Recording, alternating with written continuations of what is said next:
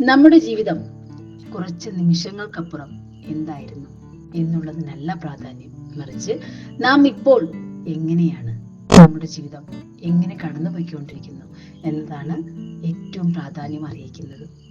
സമ്പന്നമായ ജീവിതമായിക്കോട്ടെ, ദാരിദ്ര്യമായിക്കോട്ടെ, ജീവിത അവസ്ഥ എന്ത് തന്നെയായാലും ഏതൊരു മനുഷ്യനും ചില സമയങ്ങളിൽ നിസ്സഹാരായി പോകാറുണ്ട്. ജീവിതത്തിലെ ഓരോ നിമിഷവും നമ്മുടെ മുന്നിലേക്ക് എന്താണ് എത്തിക്കുന്നതെന്ന് നമുക്ക് പ്രവചിക്കാൻ കഴിയില്ല. അങ്ങനെ കഴിയുമായിരുന്നെങ്കിൽ നമുക്ക് ചിലപ്പോൾ നമ്മെ തന്നെ നിയന്ത്രിക്കാൻ സാധിച്ചെന്ന് വരില്ല. ഓരോ മനുഷ്യന്റെ ജീവിതത്തിലും ജീവിതം കൊണ്ടെത്തിക്കുന്ന പരീക്ഷണങ്ങൾ പലതരത്തിലായിരിക്കും. നല്ല ആരോഗ്യത്തോടെ നടന്നിരുന്ന ഒരു വ്യക്തി പെട്ടെന്ന് അയാൾക്ക് എന്തെങ്കിലും അസുഖം വരികയോ അപകടം സംഭവിക്കുകയോ ചെയ്ത് ഒന്ന് എഴുന്നേൽക്കാൻ പോലും വയ്യാതെയാകുന്ന അവസ്ഥ, ഇത് അയാളുടെ ജീവിതത്തിലെ ഏറ്റവും വലിയ വെല്ലുവിളിയാണ്. നല്ല രീതിയിൽ ബിസിനസ് നടത്തിയിരുന്ന ഒരു വ്യക്തി, അയാൾക്ക് പെട്ടെന്ന് നഷ്ടം സംഭവിക്കുകയും അയാളുടെ ബിസിനസ് കുത്തനെ താഴേക്ക് പോവുകയും ചെയ്താൽ അത് അയാളുടെ ജീവിതത്തിലെ ഏറ്റവും വലിയ വെല്ലുവിളിയായിരിക്കും. ഇങ്ങനെ ഓരോ മനുഷ്യനും അവരവരുടെ കർമ്മപഥങ്ങളിൽ വെല്ലുവിളികൾ അതിജീവിക്കുന്നവരാണ്. വിദ്യാസമ്പന്നയായ പെൺകുട്ടി സമ്പന്നമായ ജീവിതം, നല്ല ഒരു തുക സ്ത്രീധനമായി നൽകി അവളെ വിവാഹം കഴിച്ചയക്കുന്നു. പക്ഷേ കുറച്ച് മാസങ്ങൾ കഴിയുമ്പോൾ ജീവിതം ഉപദ്രവം കൊണ്ട് സഹിക്ക വയ്യാതെ ഭർത്താവിൻ്റെയും അയാളുടെ വീട്ടുകാരുടെയും ഉപദ്രവം, അപമാനമൊക്കെ സഹിക്കാൻ വയ്യാതെ ആത്മഹത്യ ചെയ്യുന്നു. ഇങ്ങനെയുള്ള എത്രയെത്ര വാർത്തകൾ ദിവസവും കേൾക്കാറുണ്ട്. അസുഖം വരുന്നതും ബിസിനസ് നഷ്ടപ്പെടുന്നതുമൊക്കെ അത് യാദൃശ്ചികമായി വരുന്ന സംഭവമാണ്. പക്ഷേ ഒന്ന് വഴക്ക് പറയുമ്പോൾ അല്ലെങ്കിൽ ഭർത്താവിന്റെ ഉപദ്രവം കാരണം ജീവിതം മതിയാക്കുന്നത് അത് യാദൃശ്ചികമല്ലല്ലോ. എന്താണ് ഇവിടെ സംഭവിക്കുന്നത്? ജീവിതം ഒരു തീനാളം പോലെയാണ്. മഴ പെയ്താൽ ചിലപ്പോൾ തീനാളം അണഞ്ഞില്ലെങ്കിൽ കൂടി അതിന് ഒരു മങ്ങലേൽക്കും. കാറ്റടിച്ചാൽ അത് അണയാൻ വേണ്ടി ഇങ്ങനെ വെട്ടിക്കൊണ്ടിരിക്കും. പക്ഷേ അതിനർത്ഥം അത് നാം ബലമായി അങ്ങ് അണച്ചു കളയുകയെന്നല്ല.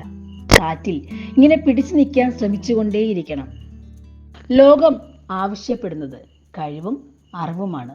അങ്ങനെയുള്ളൊരു വ്യക്തിക്ക്, അത് ആണായാലും പെണ്ണായാലും, അവർക്ക് ജീവിക്കാൻ ഒരു ബുദ്ധിമുട്ടും ഉണ്ടാകില്ല.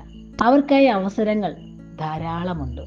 പിന്നെ എന്തുകൊണ്ടാണ് ചെറിയ ചെറിയ കാര്യങ്ങൾക്ക് അല്ലെങ്കിൽ ഇങ്ങനെ ഉപദ്രവം സഹിക്കുന്നത്? ഏറെ ഉപദ്രവം സഹിക്കുന്ന ഒരാൾ, അത് ആരിൽ നിന്നും ആയിക്കോട്ടെ, എന്തുകൊണ്ടാണ് അയാൾക്ക് അവിടെ നിന്ന് ഇറങ്ങി സ്വന്തം കാര്യം നോക്കി ജീവിതത്തിലേക്ക് പോകാൻ സാധിക്കാത്തത്? ചിലപ്പോൾ കഴിവുണ്ടായിരിക്കാം, പക്ഷേ അവരിൽ ആത്മവിശ്വാസം ഉണ്ടാകില്ല.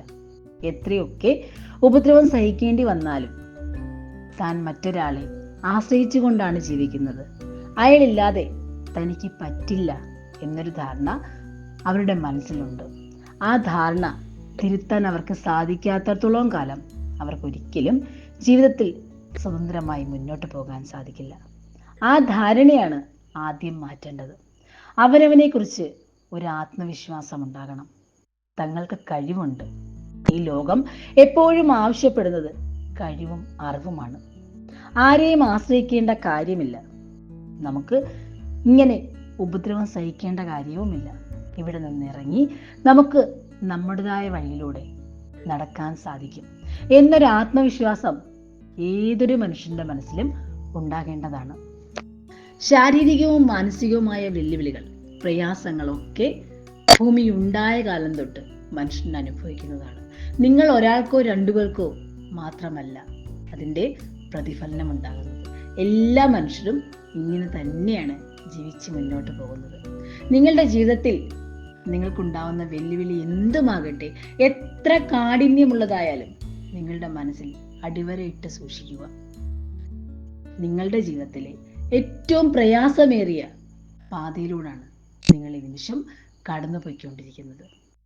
ഈ നിമിഷവും അത് മാറ്റപ്പെടും. കാരണം മാറ്റം അനിവാര്യമാണ്. എല്ലാ മനുഷ്യരുടെ ജീവിതത്തിലും ഓരോ നിമിഷവും മാറ്റങ്ങൾ വന്നുകൊണ്ടേയിരിക്കുന്നു. ഇവിടെ നിങ്ങൾ നിങ്ങളുടെ മനസ്സിനെയാണ് പറഞ്ഞു പഠിപ്പിക്കേണ്ടത്.